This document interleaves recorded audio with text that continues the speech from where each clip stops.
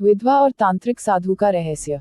एक छोटे से शांत गांव में, जहां बरगद के पुराने पेड़ अपनी जड़ों को गहरी मिट्टी में जमाए सदियों की कहानियां फुसफुसाते थे, राधा नाम की एक युवती विधवा हो गई थी। उसके पति रमेश गांव के एक साधारण किसान थे, जिनकी मृत्यु एक रहस्यमय बीमारी से अचानक हो गई थी। राधा का सुहाग उजड़ गया था और उसके जीवन में अंधकार छा गया था। गांव के बाहरी इलाके में शमशान घाट के पास एक जीर्ण शीर्ण कुटिया में एक तांत्रिक साधु रहता था। बाबा भैरवनाथ, जैसा कि उन्हें गांव वाले कहते थे, एक रहस्यमय व्यक्ति थे। उनकी लंबी जटाएं, राख से सना शरीर और तेज भेदती हुई आंखें लोगों के दिलों में डर और जिज्ञासा दोनों पैदा करती थी। कुछ लोग उन्हें सिद्ध पुरुष मानते थे, जिनके पास अद्भुत शक्तियां थीं, जबकि कुछ उन्हें अशुभ और खतरनाक मानते थे। रमेश की मृत्यु के बाद गांव में अजीब बातें होने लगी। लोगों ने रात में शमशान घाट के पास अजीब रोशनी और मंत्रों की आवाजें सुनी। कुछ ने बाबा भैरवनाथ को रमेश की आत्मा से बात करते हुए देखने का दावा किया। ये अफवाहें राधा के कानों तक भी पहुंची और उसके शोक संतप्त मन में एक संदेह का बीज अंकुरित होने लगा। क्या रमेश की मृत्यु स्वाभाविक थी या इसके पीछे कोई रहस्य था?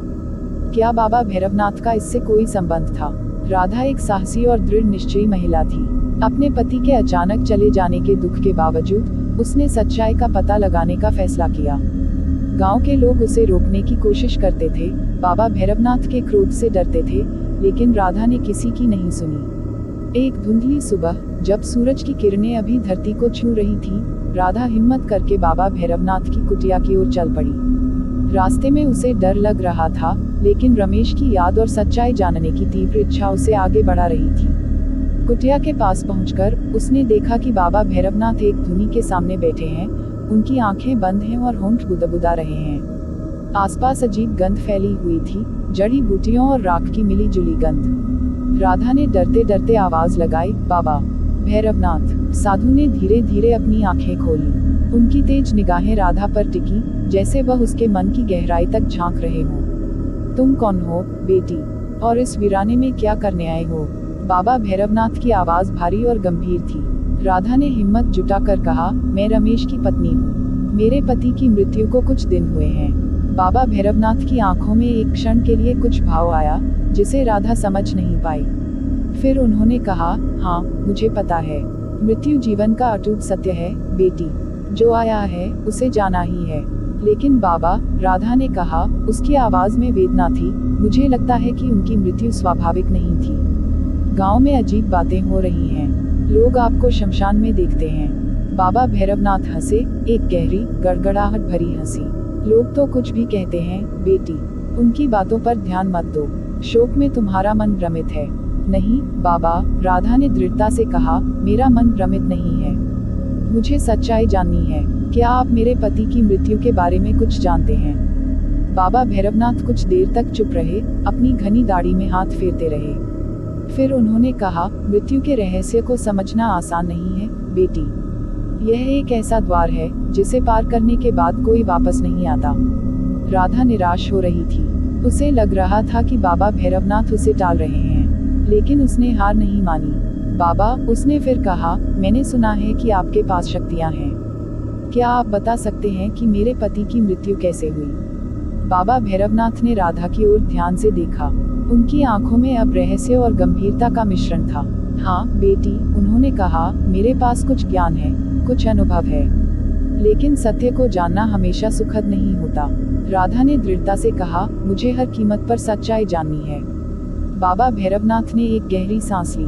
ठीक है, उन्होंने कहा, अगर तुम इतनी उत्सुक हो तो मेरे साथ आओ।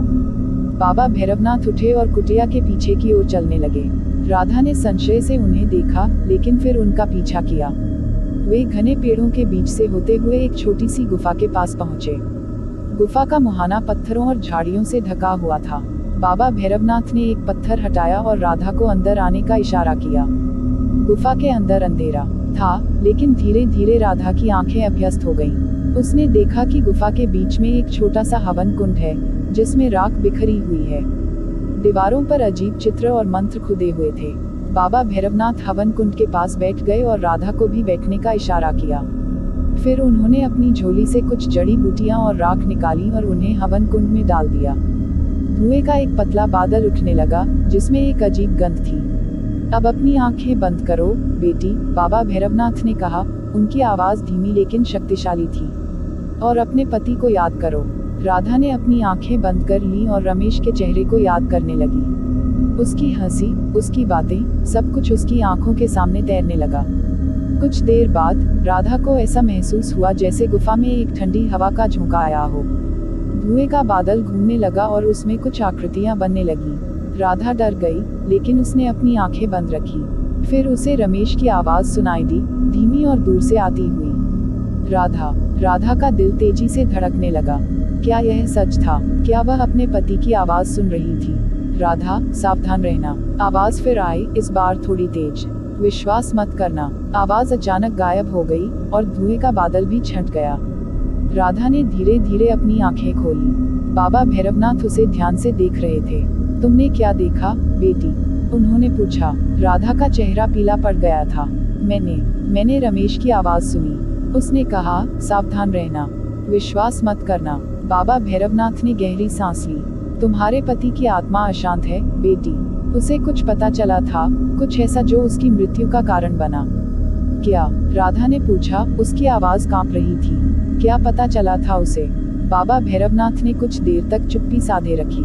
फिर उन्होंने कहा, तुम्हारे पति गांव के कुछ लोगों के एक काले धंधे के बारे में जान गए थे। वे लोग कीमती जड़ी बूटियों की तस्करी करते थे और इसके लिए किसी की भी जान लेने को तैयार थे। राधा सन्न रह गई। उसके पति एक साधारण किसान थे, उनका इन सब चीजों से क्या लेना देना। लेकिन रमेश को यह सब कैसे पता चला? उसने पूछा। तुम्हारे पति अक्सर जंगल में जाते थे, बाबा भैरवनाथ ने कहा। शायद उन्होंने उन्हें बात करते हुए सुन लिया होगा, या शायद उन्हें कोई सबूत मिल गया होगा। उन लोगों को डर था कि वह उनका रहस्य उजागर कर देगा, इसलिए उन्होंने उसे मार डाला और उसे बीमारी का रूप दे दिया। राधा के आंखों में आंसू आ गए।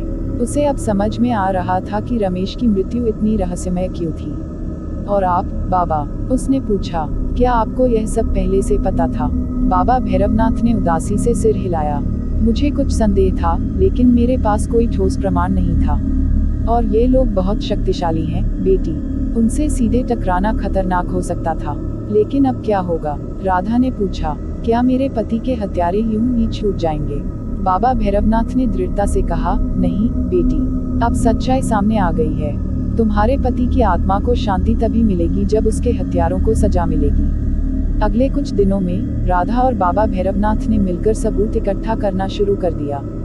बाबा भैरवनाथ ने अपने ज्ञान और संपर्कों का इस्तेमाल किया, जबकि राधा ने अपनी बुद्धिमत्ता और साहस का परिचय दिया। धीरे धीरे उन्हें उन लोगों के बारे में पता चला जो जड़ी बूटियों की तस्करी में शामिल थे और जिन्होंने रमेश की हत्या की थी। उनके पास पर्याप्त सबूत जमा हो जाने के बाद उन्होंने गांव के मुखिया और अन्य प्रतिष्ठित लोगों को सारी बात बताई। पहले तो किसी को विश्वास नहीं हुआ, लेकिन जब राधा और बाबा भैरवनाथ ने अपने सबूत पेश किए तो लोगों को सच्चाई का एहसास हुआ। गांव वालों ने मिलकर उन अपराधियों को पकड़ लिया और उन्हें पुलिस के हवाले कर दिया। लंबी कानूनी प्रक्रिया के बाद रमेश के हत्यारों को सजा मिली। राधा को अपने पति के लिए न्याय मिला था। उसकी आत्मा को शांति मिली थी।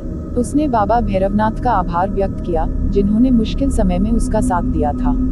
बाबा भैरवनाथ ने कहा, मैंने सिर्फ अपना कर्तव्य निभाया बेटी। सत्य हमेशा सामने आता है, चाहे देर लगे। उस दिन के बाद गांव वालों का बाबा भैरवनाथ के प्रति नजरिया बदल गया।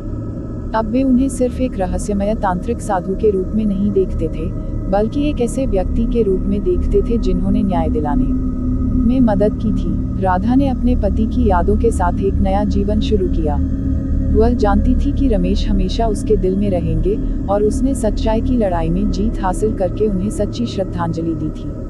और बाबा भैरवनाथ अपनी कुटिया में अकेले ब्रह्मांड के रहस्यों में डूबे रहे, एक विधवा और एक तांत्रिक साधु की रहस्यमय कहानी को अपने मौन में समेटे हुए।